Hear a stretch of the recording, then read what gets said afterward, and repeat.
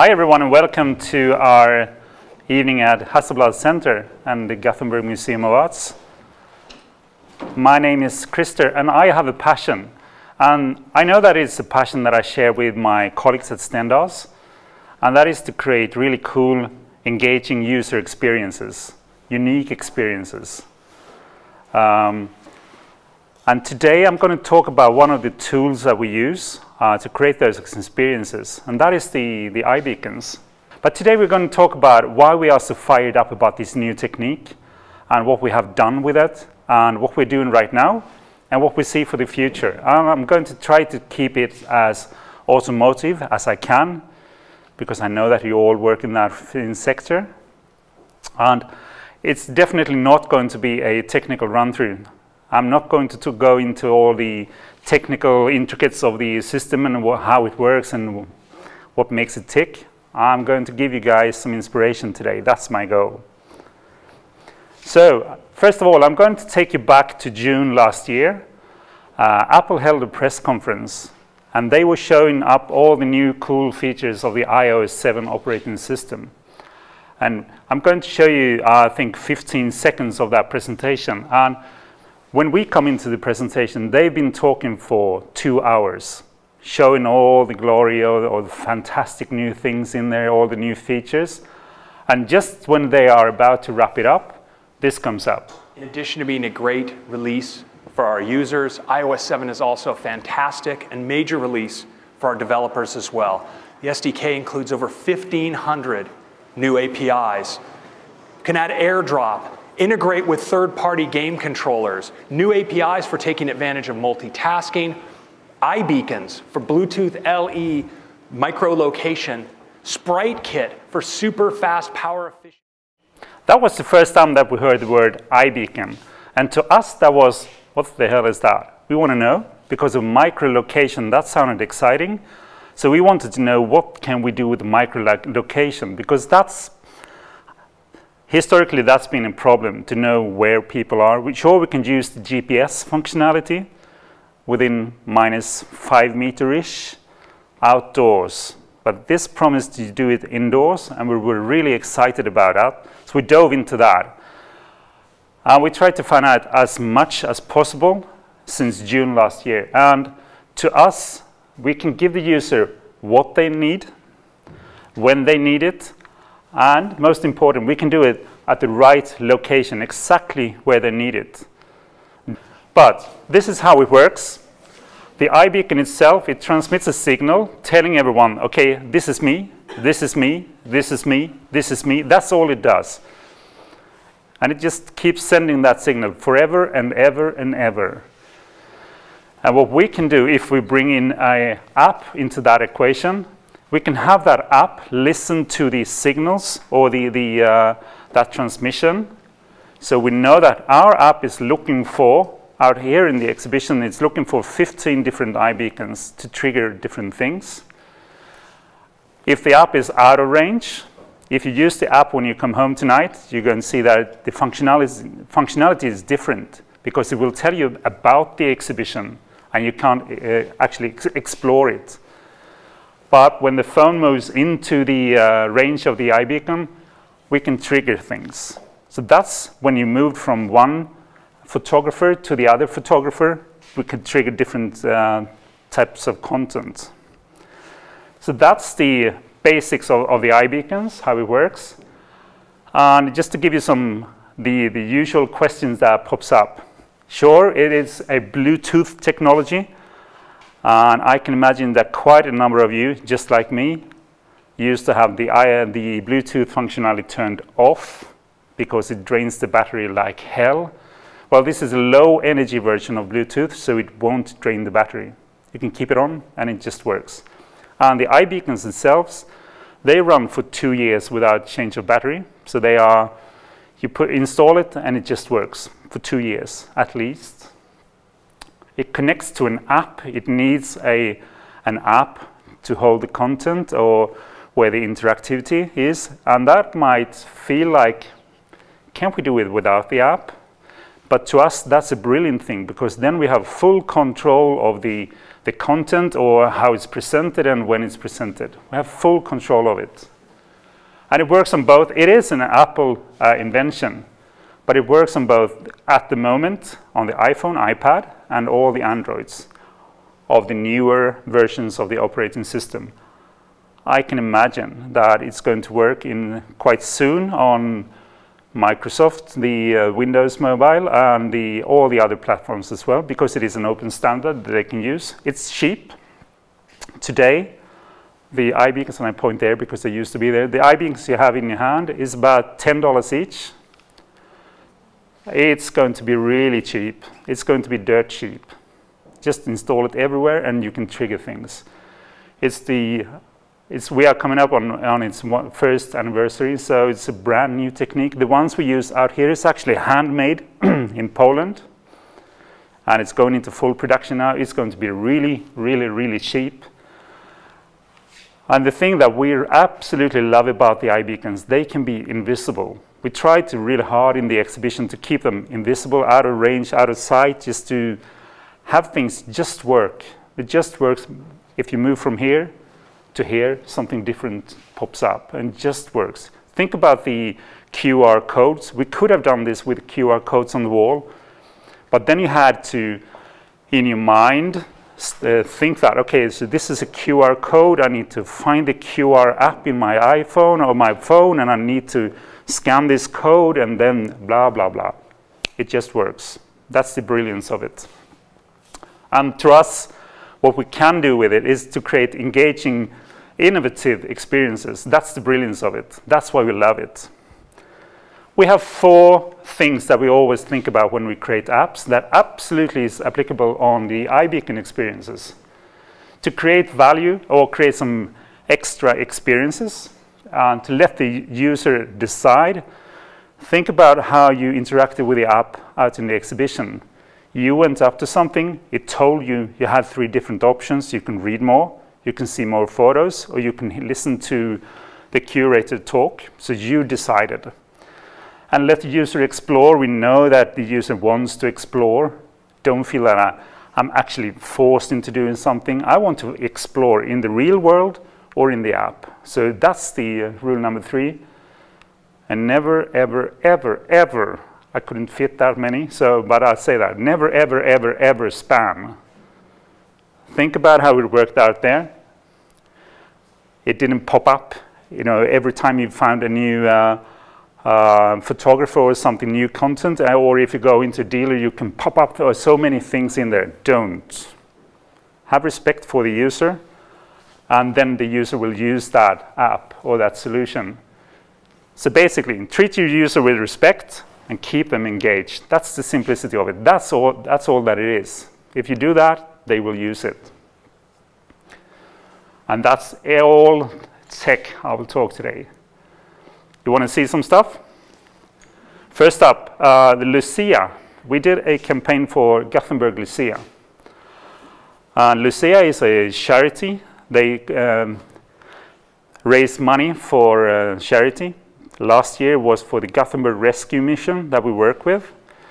And just to give you some background, I'm going to show you the case film we did. Lucia is a Swedish Christmas tradition, bringing light to dark winter times. In the past, girls wishing to be crowned Lucia were judged on appearance, something that Gothenburg's Lucia wanted to change. This year's candidates were chosen based on something closer to the true meaning of the tradition, their singing voice. So instead of sending a picture of their face like before, applicants recorded their voice via our app and sent it in along with a photograph showing only their mouth. An expert jury listened to the entries, and for the first time ever, the finalists were chosen purely on talent. Appearance no longer mattered. Natten går tunga fjär. It was now time to choose a Lucia. People voted for their favourite by phone, with the rescue mission of Gothenburg receiving money for every vote cast to help the town's homeless. Before the coronation, all entries were projected on a wall, forming the world's first digital Lucia choir. Shortly afterwards, Sandra Johansson was crowned Gothenburg's Lucia. An old tradition has been broken, and for the first time since 1935, the public got to see the winning Lucia after the competition was over. Word of the campaign spread quickly across the country and was for 2 days the most talked about and shared news story here in Sweden.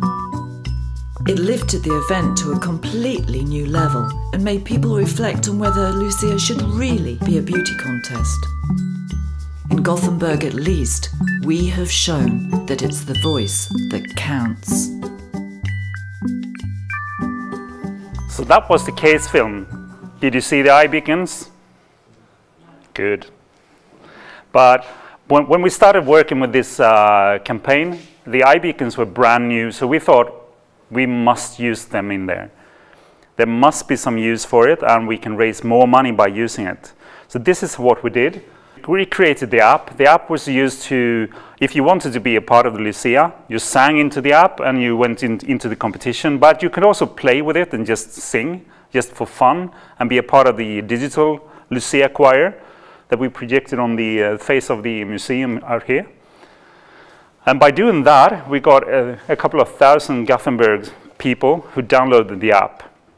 So if we added the iBeacons to that equation, we can do some cool stuff, like in Nordstan, the shopping center.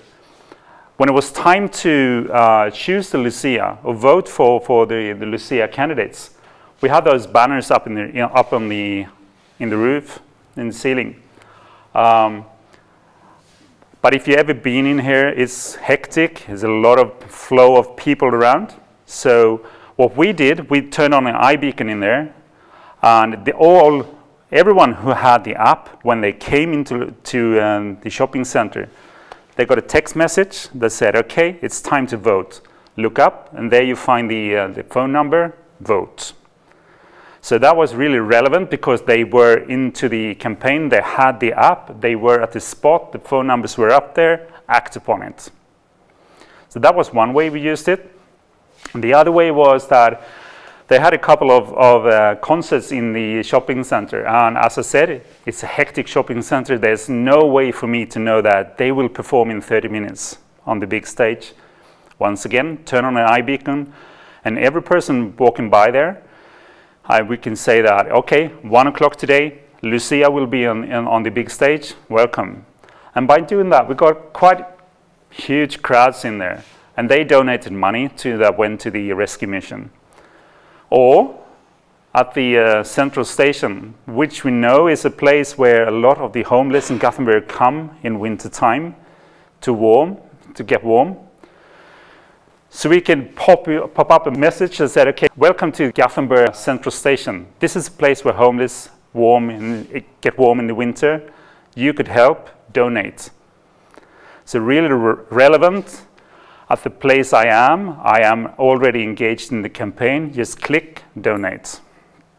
Or this is the coronation of the Lucia, where the last year's Lucia were to be announced. And there were around 10,000 people out here on the square. And while they were waiting there for about 30 minutes, we turned on an iBeacon again. And they got a message, because now it was too late to vote, so they couldn't give us the 10 kronor. They could by voting, but what the heck? If we turned on that, we could actually get them to donate 100 kronor instead.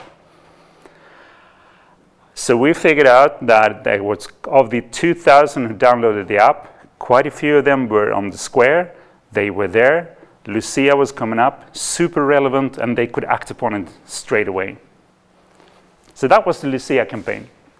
And over to the thing you've seen today, the Hasselblad Center app or the solution. As you might have noticed, it was quite toned down, mellow, slow. And the reason for that, of course, is it's a museum. We had so many ideas of cool stuff you could do, and they all went cool, but it's a museum. And that's brilliant, because you have to pay respect to the environment where you are. So that's why it's really mellow, and you don't play the sound out through this speaker, but rather this speaker, or you need the headphones. so you don't disturb the other people around in the exhibition. So that's another thing that we need to think about, how we can just, what kind of energy level we can keep in the solution. Let's say that we did a solution over here, Way Out West Festival, young people, music, energy, lots of booze, and everyone's partying. Oh, it would have bounced, it would have rocked, it would have sounded a lot, and it would have been lots of fun. So different, people, different types of spaces, different types of interaction. But we can do the same things. We could trigger things in here, give them extra. When I'm standing in the queue to see a band, we can give them more information, we can give them more experiences around that band, and lots of other things. And the things that we think about a lot is how can we add more emotions into the equation. There's always more emotions we can put in there. Let's say that we are at the Volvo Museum. I love that place. It's a brilliant place with lots of history in it, with lots of cool cars. It's brilliant. And I love the cars, but let's say I move up here to this car. I would say that it's the most beautiful car ever produced. And that might be because I've seen this as a child.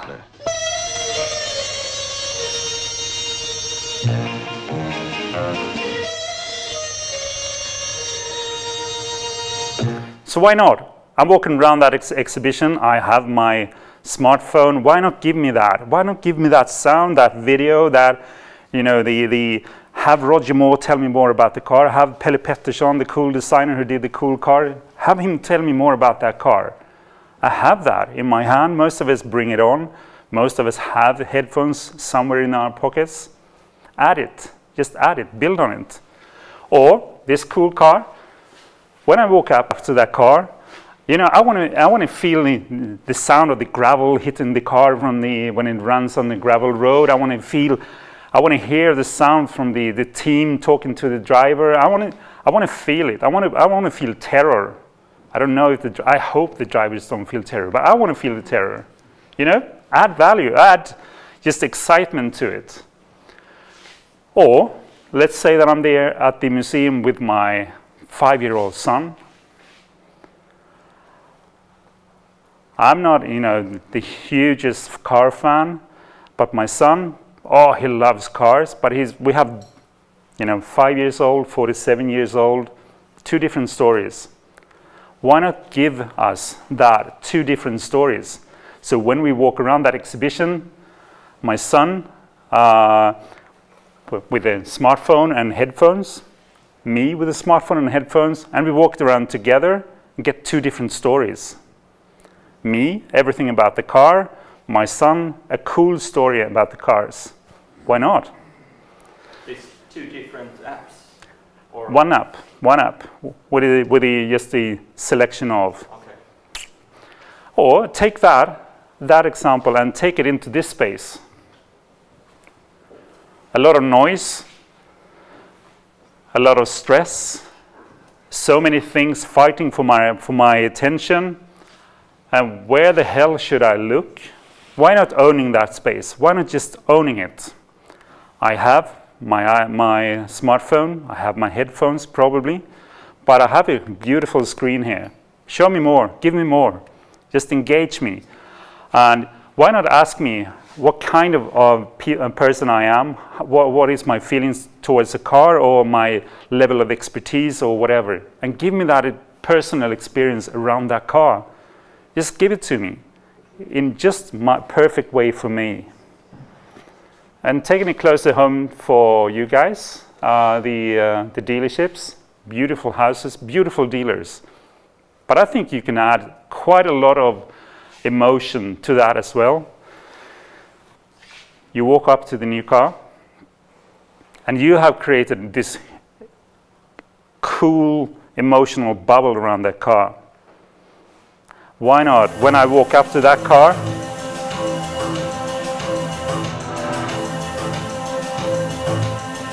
take me into that Robin world and just take me into that. And when we tried this at the office, and we did it for the Epic Split, Jean-Claude Van Damme film, everyone smiled. Because they knew exactly, when we played that Enya song and showed them a truck, they know exactly what we were talking about. So, like we said before, don't spam me, don't do that everywhere. Do that for the campaign cars, the ones that you're working on right now, and do it exactly when I walk into that car. Not as soon as I go into the dealer, but when I approach the car. Then I'm so, you know, I can take that in. Or, when I go into the car and sit in the car, I love cars, but I'm not the best guy to decide what car I should use. Or I can even see this dashboard and make out what most of the things are. Give me that experience. I sit in the car. Why not? In the speakers in the car, if you close the doors, I will tell you all about the car. Close the doors. And on the app, on the phone, I can choose to learn more about the seats, to see an interview with the designer and just feel them while I'm there. It's super relevant while I'm there. And I can hear that in the beautiful speakers in the car. And if I feel the buttons in the wheel, the person in the app, the voice that comes out in the speakers of the car can just tell me everything that I want to know. So I go into the dealer and I service my car. Of course, they give me the Swedish fika. But now I know my friends in the US, they love the word Swedish fika. It's been a new thing over there. But they don't actually know what it is. It's just a mythical thing you do at 3 every day, right? So why not? And I love that. Swedish fika. It's cool. So why not when I sit in there? It's just a silly example, but give me something. Give me some emotions and give me some extra content and give me some value. And tell me all about the Swedish fika. Tell me how to make the ginger snaps. Or I haven't got a clue what it's called in English. Rulltårta, rolling cake. Let's call it rolling cake. It's a Swedish fika.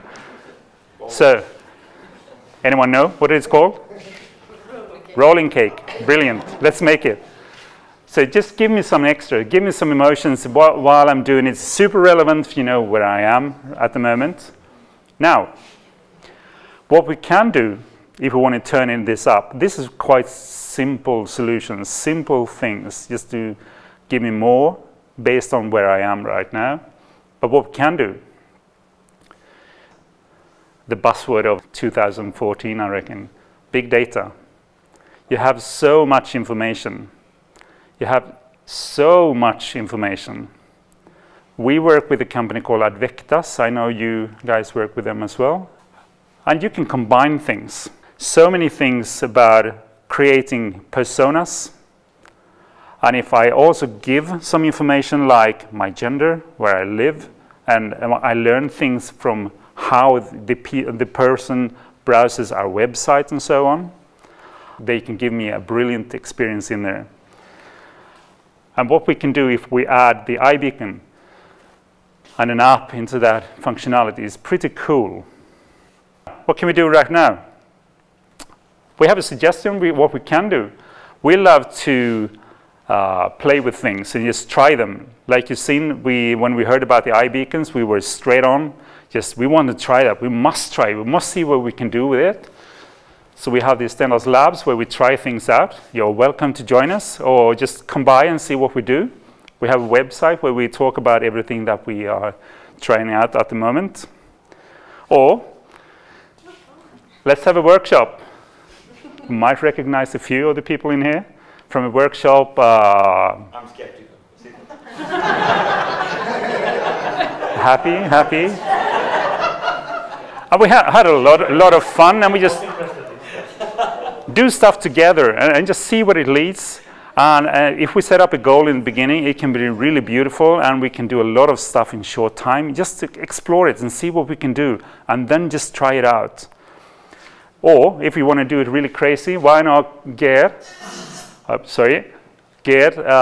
invite 25 of the students of the advertising school in there. This is a workshop we did for 25 minutes, and we got 400 crazy ideas out of it. It looks like mayhem, but it's actually structure in there, I promise.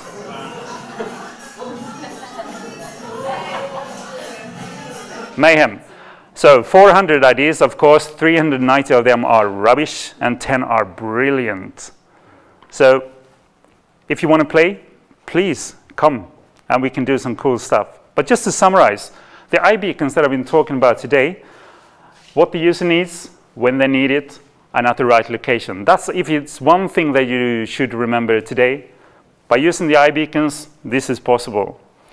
And if you used it, you can get an experience that is innovative for your brand. I think that's hard to do in another way for this by just moving around, something that we do naturally, just move around and explore things. And that we can do now in the digital arena. I think that's brilliant. So that's the last slide. I would like to invite you, if you have any questions, we are here until 8 tonight. And you are absolutely invited to enjoy the exhibition. Thank you.